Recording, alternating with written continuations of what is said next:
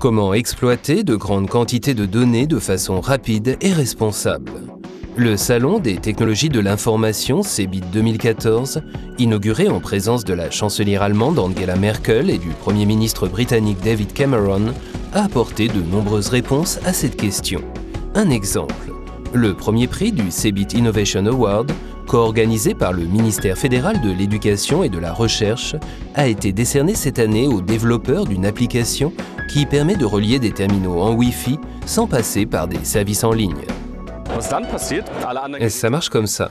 Tous les appareils à proximité reçoivent un message. Ici, par exemple, Sébastien propose un film. Ils savent ce qui est proposé avant même d'être reliés. Ils lisent, pour ainsi dire, ce qui passe dans la pièce. Ils peuvent ensuite se connecter à l'appareil en Wi-Fi.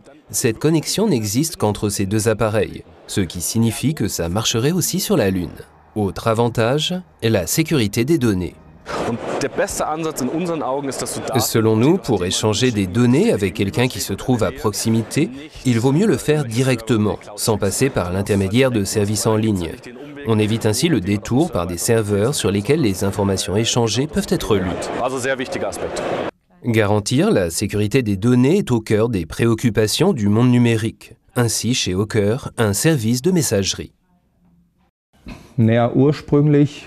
À l'origine, nous voulions utiliser des services du cloud, mais nous avons abandonné cette idée pour installer nos propres serveurs dans des centres de calcul ici en Allemagne.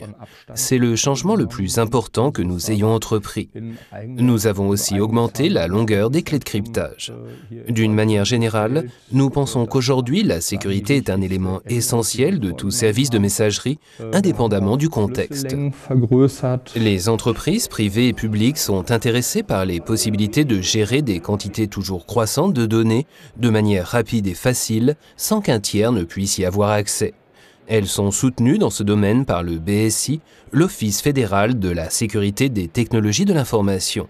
Le BSI conseille à tous les utilisateurs de se protéger eux-mêmes aussi bien que possible.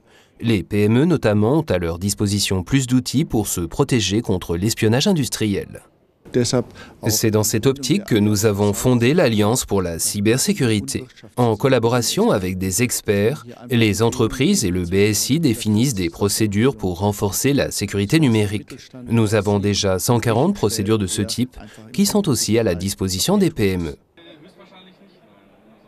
3400 entreprises de 70 pays se sont retrouvées au CeBIT 2014 à Hanovre autour du thème de la sécurité des données.